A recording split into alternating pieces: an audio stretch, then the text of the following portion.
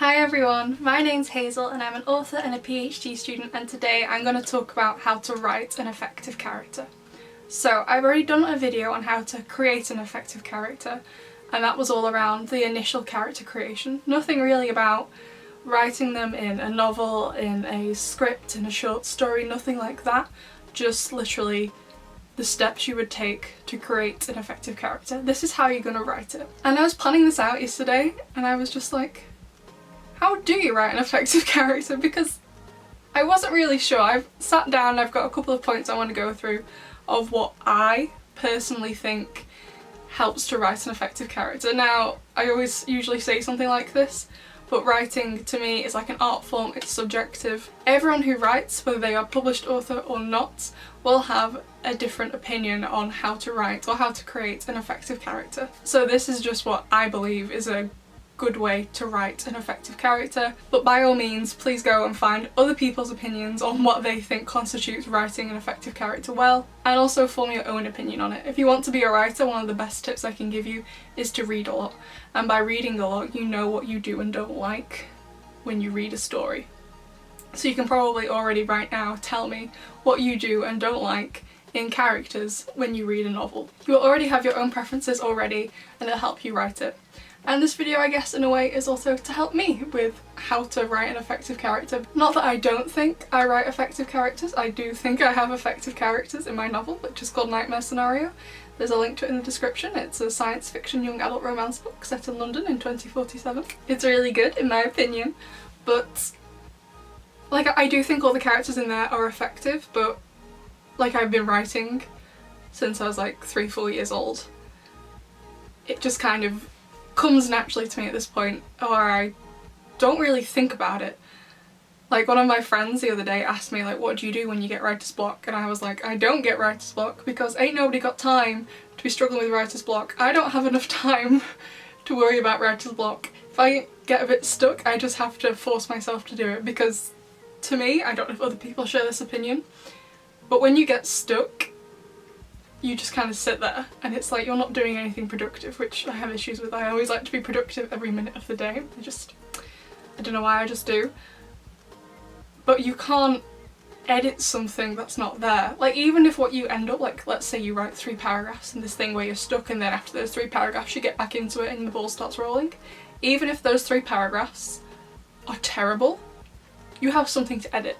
You can't edit a blank page. It's better just, you know, to keep going with it. That really doesn't have much to do with this video, but in general I sometimes think with writing, especially if you've been writing for years now, it's better in some way to just trust your instincts and just do it, you know? So for example, I am learning to drive, and I've been learning to drive for about a year. I'm autistic, I find it very difficult. Not that all autistic people do, but I am one of the autistic people who does find it difficult. And so yeah, like I said, I've been driving for about a year, and obviously I had to stop in March because of lockdown. And I only started getting my driving lessons again about 3 or 4 weeks ago when all the restrictions were lifted. And I was really worried for my first lesson. I was like, I haven't driven in like, I don't know, 4 months. I've kind of forgotten everything, but I was just like, I feel if I don't think about it too much, I will be fine. And you know what, I was right. There are a few minor things I've forgotten, but the general driving, I just kind of relied on, like, I guess muscle memory. I think a lot of writing is kind of like that. You gotta rely on your muscle memory. If you write every single day, which I do, so I guess I have a really good muscle memory for writing, I just kind of roll with it now. I don't think a great deal about what it is I'm writing in terms of the words I'm using, but rather about how I'm advancing the plot and how I can get from point A to point B, rather than the words themselves. Maybe that's bad, I don't know, but that's what I do. So let's get started. Now I talk a lot in my writing videos about whether something is character driven or plot driven, and I also talk about how I'm a plot driven stan. There are very few character driven things I like, generally because the characters aren't that compelling enough to get me to watch it. The only thing that's character driven I really like is Killing Eve, but even then, not that much to be honest. So if you're writing something that's character driven, obviously your characters need to be absolute rock solid before you start, and writing an effective character, like that's the whole point of your book, your short story, your screenplay, whatever it is. That's the whole point of it. So if you don't feel confident enough with your characters, I wouldn't go with a character-driven narrative. Go with a plot-driven, because you have the plot and the characters to balance each other out, and the plot is often more important. Now, if you're not good at either character or plot, then other than practicing, I'm not really sure what to suggest, to be honest. But I think plot will help you, because generally in plots you do need good characters and you need a good plot, but you don't have to have an amazing plot because the characters prop it up. Whereas in character-driven, you only have character with maybe a teeny tiny plot that's usually not very good.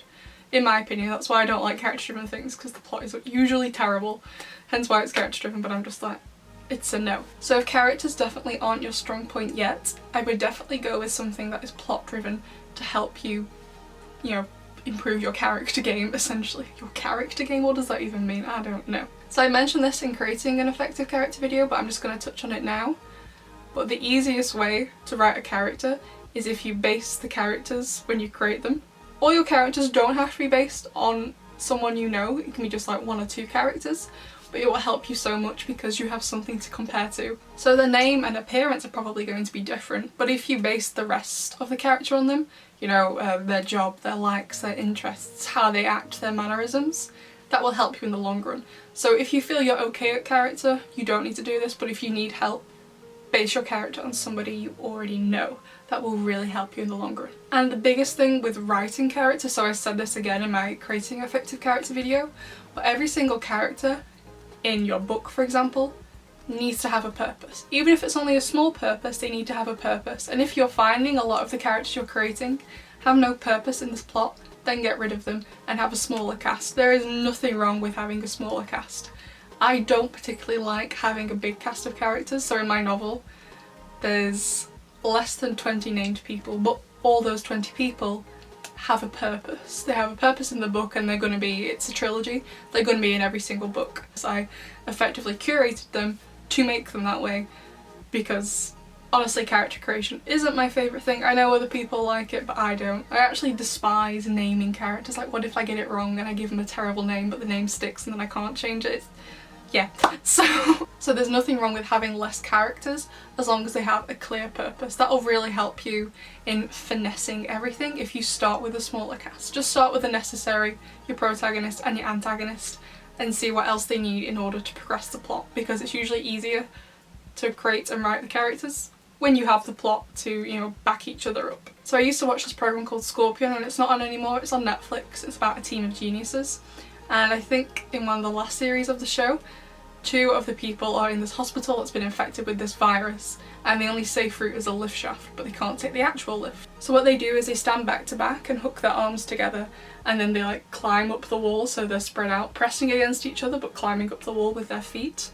That's what the plot and character do to each other in a plot-driven narrative. In a character-driven book, you only have the character trying to get up that lift shaft on their own.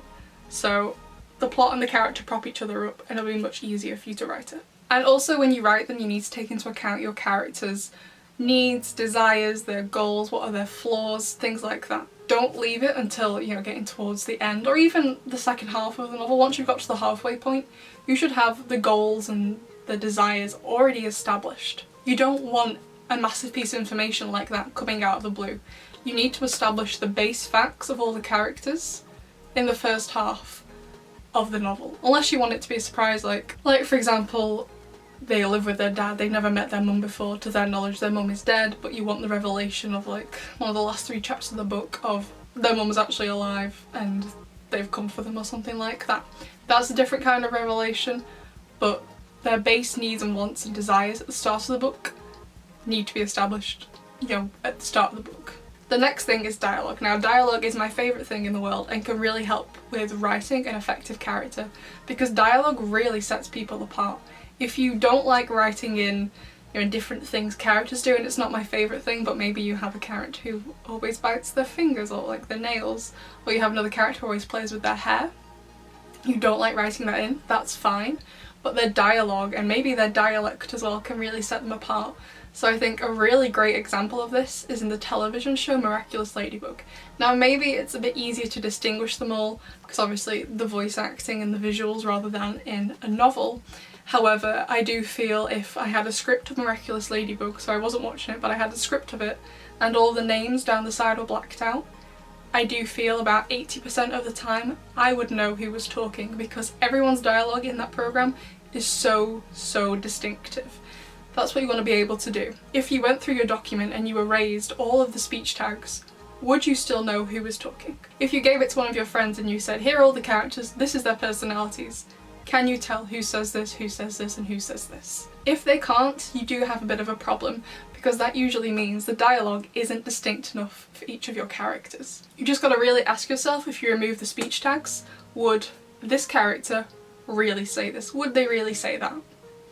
So for example, this is a really small thing, but when it was coming to the end of my edits my novel, so the main character, she's called Gracie, she's 18 years old, she's from England, and I've never met an 18-year-old, I mean she's based off me, but I've never met an 18-year-old who says I am, do not, cannot. They say I'm, don't, can't.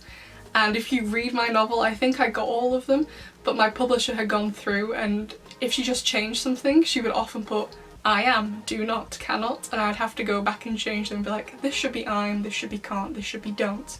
Because she doesn't talk like that, it's far too formal for her, she wouldn't do it. However, in the novel there is someone who is Japanese and English is their second language. And generally, if you don't know, when you learn a language, you generally learn the formal version of the language, not the informal version. So he speaks like I am, do not, cannot. And just that tiny thing, like literally one missing letter and apostrophe, changes the game between them. It doesn't have to be a massive change between them. It doesn't have to be like one has a Scottish accent and you write in the dialect, and one has a Welsh accent and you write in the dialect for that. It doesn't have to be that big. Just something small like an apostrophe and informal words will do it. Okay, the next thing you need to consider when you are writing the character is their character arc. So the character arc, if you're not sure what it is, it's essentially the arc the character takes from the start of the novel, the film, until the end of the novel, the film. And it's generally how they change as a person. So the character you see at the start of the film, they should not be identical to the character you see at the end. They should have gone through some sort of change. It doesn't have to be a massive change, but they need to have gone through some sort of change. Even if that change is only a change of opinion, a change in knowledge. It doesn't have to be a whole personality transplant. They just need to go through some sort of a change that isn't just a change in appearance. They can definitely go through a change in appearance if that's what's needed for your film, but it shouldn't just be that, okay? Like having a makeover scene like in The Princess Diaries or something like that, that's not gonna cut it. There needs to be a different kind of change than something superficial like that. It has to be on a deeper level, kind of in the brain sort of change. And just in writing in general, the only exception to this, well, I guess there's two exceptions. First of all, children's television. That doesn't really happen because children want to watch it to see the same characters over and over again. But again, that depends what age you're writing for. For Miraculous Ladybug, I feel like the minimum target for that is 8-year-olds, but a lot of the characters still do have character arcs, so it's okay. But anything younger than 5, you're writing for 5-year-olds and younger, I wouldn't bother with it. And the other thing you don't need it for are sitcoms. So with a sitcom, you kind of do have a character arc and you kind of don't. So generally in a sitcom, you have an episode where you have a character who's like this. At the end of the episode, they should be exactly the same. But the character arc is weird because during the middle of the sitcom episode, they do change, but then they change back to what they were. Because with a sitcom, the way they are, you have the same characters over and over again doing funny things. It's a bit of a different kind of writing, and I'm not really qualified to talk about how to write a sitcom because I have no idea. And I generally think British people are notorious for not being able to write sitcoms well. Like the only sitcoms I like are The IT Crowd and Friday Night Dinner from a British writer. I mean, I haven't seen a great deal, but generally I think they're awful. Like I watched the first episode of The British Office. It's so depressing, there's nothing funny about it.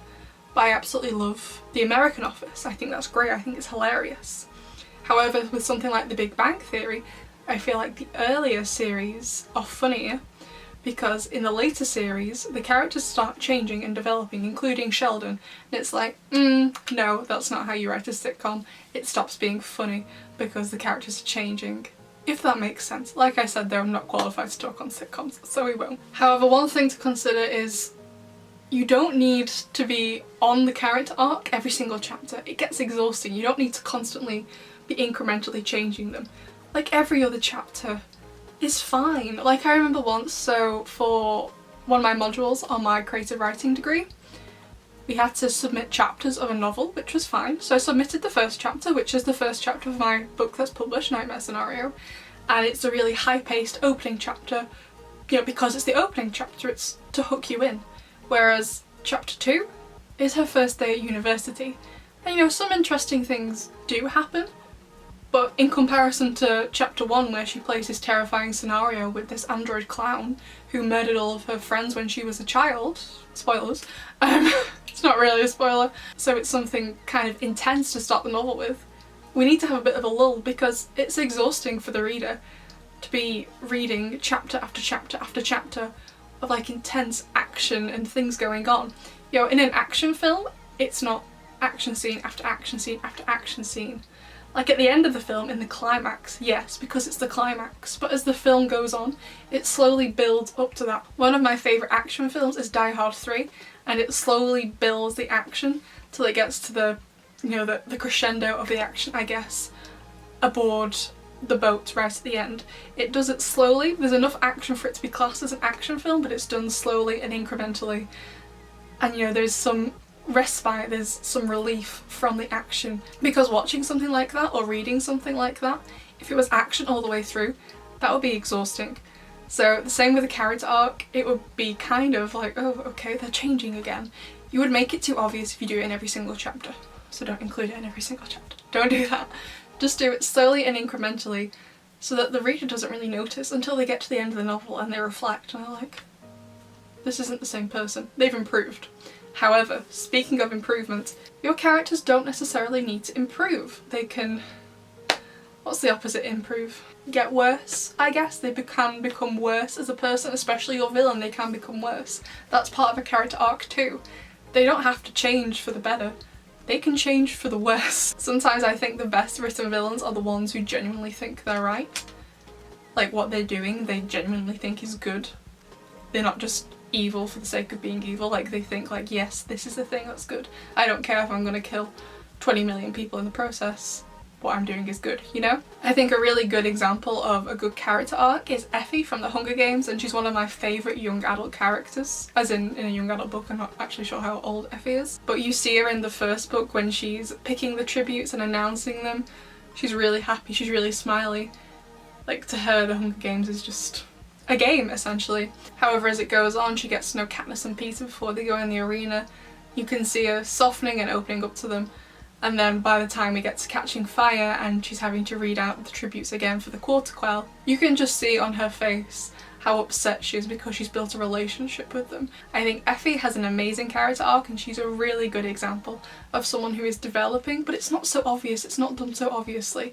I'm only aware of it because I've seen the Hunger Games about 20 times because my mum loves the Hunger Games. So but she's a really good example of an effective character being written, and I hope it's as good in the novels because I haven't actually read the novels. I'll ask my brother, he's read them, but I don't think he really understands what a character arc is, so maybe he'll be zero help. However, you have got to like build in some kind of logic into this.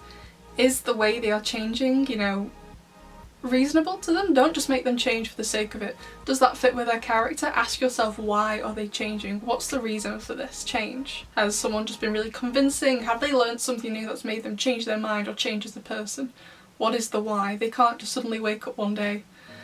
They can't, let's say you're writing a book about racism and your main character's a massive racist. So the first chapter, they're very racist. They go to bed. Next day they wake up and they suddenly decide, I am no longer a racist. Something needs to have happened between them being a racist one day and not being a racist the day after for them to decide to make that choice, you know, to change their opinion. You can't just be like, I'm a racist and then I'm no longer a racist. There has to be something that changes them. It can't just be like, oh well, you know, I just decided to. There has to be a reason why. And another way to help with writing effective characters is that it doesn't hurt to have more dynamic personalities. Now I feel because my book is science fiction, I can get away with this more easily because science fiction, a bit like with the Hunger Games, it does kind of lend itself for you to be able to have the more dynamic and kind of, I guess, eccentric characters. Not that I've really used that a lot in mine, I don't feel, but if I wanted to, I feel like it'd be very easy since it's science fiction. But it allows you to have fun with the characters, and the readers will definitely be able to tell who you like from how well you write them. If, for example, you don't like the main character's best friend, you will kind of subconsciously write them in a hateful way, and the readers will notice and they won't like them either, more than likely. So having a few eccentric personalities in there wouldn't hurt. However, just because they may be more fun to write, that doesn't mean you can kind of forget about their more normal personalities of all the other characters. So I think a big part of my advice for writing an effective character is to try and have fun with it. I mean, writing should be fun anyway.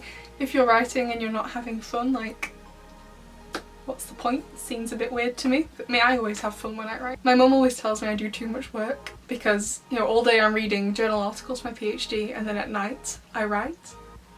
And she's like, you do too much work. But she doesn't really understand that to me, whilst it's work to her, but to me, I find all of it incredibly fun and interesting. So I'm really lucky that at the minute, at least like the next probably like 2 years, I've got 2 years left of my PhD, I'm able to do something that's really fun and interesting to me, even if my mum doesn't understand. But anyway. And also what I was saying before about establishing a character's needs, wants and desires early, as well as their flaws, you need to establish all the characters' personalities early and all the characters' relationships with each other early. Now again, if you want to hold something back as a surprise, like maybe, well, let's say for example someone is being abused and they don't feel they can really be themselves around each other, that's a different kind of thing, so it's okay to hide their true personality if they act a certain way to, you know, protect themselves. That's something different. And again, if maybe you're writing a book and a key part of the plot is about homophobia, maybe people will hide their romantic relationships with each other. That's something completely different. But depending on the plot of the novel, you should do your best to establish your characters' personalities and their relationships early on. Then I think the last thing, which ties in to my last video about how to create a character, the more time you have spent creating your character and the better you know them, like really sit down and get to know them, the better you know them, the easier it will be to write them effectively. That's my best piece of advice to you, to spend some time creating your character and getting to know them. I do this for all of my characters now, but again on my creative writing degree we had to write a screenplay, and I did a television episode about pirates. And I didn't have a lot of time, so I did have to do this quickly, but it did really help me. I wrote like a short 1,000-word essay on the 3 main characters, so I couldn't do it for the entire cast because, you know, a semester's only 12 weeks long, I had other assignments to do, other things in general, like I had a part-time job and stuff like that, so I could only do it for 3 characters, so I picked the 3 main ones. But it really helped me to get to know each of the characters. And I did it for all the characters in my novel, and I feel like I know them all so well. If I really wanted to, I could right now write like a short story or like even like a screenplay. If each of my characters in my novel had a YouTube channel and they wanted to do a vlog, I could easily right now write them a script for how that vlog would go. That's an interesting idea actually. Maybe I should do that. That's a cool exercise. Write a script of a vlog they would do. What would their morning routine look like? That sounds like a really cool idea actually. I kind of want to do that. Let's do that. Let's write a morning routine for all of my characters. But the better you've created your characters and the longer you've sat down and really get to know them, the easier writing an effective character will be. So I'm sorry if this video has been incredibly unhelpful because, like I said at the start of the video, I'm not really sure how I write effective characters.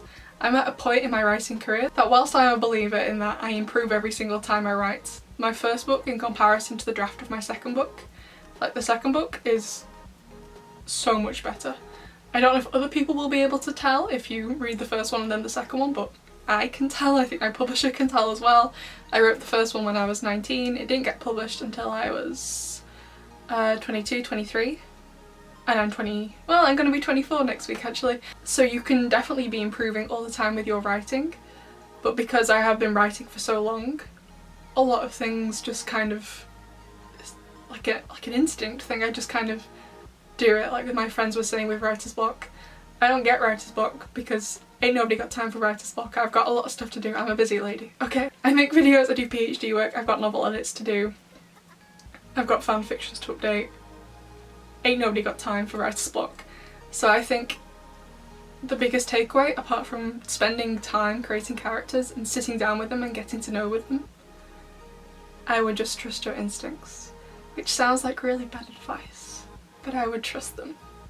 I think if you've been writing for a while, I think you're probably better at writing than you think you are. I'm pretty sure you will be, so I wouldn't worry too much about it, to be honest. But I do hope this video has helped you. Let me know if you have any questions and I will answer them in the comments, or if you ask a bigger question that constitutes a video, I will definitely make a video on it. But I think that's all for now, and I will see you all next time. Bye!